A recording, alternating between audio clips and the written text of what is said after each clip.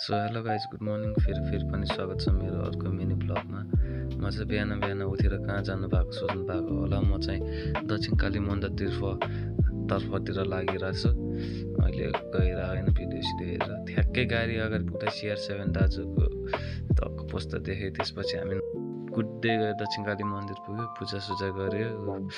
देख्दै सक्नुहुन्छ यताउता धुपसुप बाल्यो। त्यसपछि दर्शन गरेर हामी तलतर्फ लाग्यो।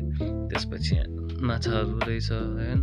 यो अहिले भिडियो भाइरल भइरहेको छ। त यतापट्टि माछा हो होइन, तपाईँहरूलाई पनि थाहा हुन्छ। यहाँ शिवलिङ्ग छ, पुरानो हिटीहरू छ, केहरू छ, माछाहरू चाहिँ छ। माछा चाहिँ भर्खरै हालेको रहेछ, सानो माछाहरू पनि छ भवाले। त्यसपछि हामी चिया खाएर निस्किएको। त्यसपछि बाटोमा कुहिरो हेर्न काम पनि लागेको थिएन। घर फर्किँदाखेरि छिट्टै आइपुगेको थियो। अन्त 2-3 घन्टा लाग्यो जे होस् होइन। त्यसपछि हामी गएँ, यति नै होला।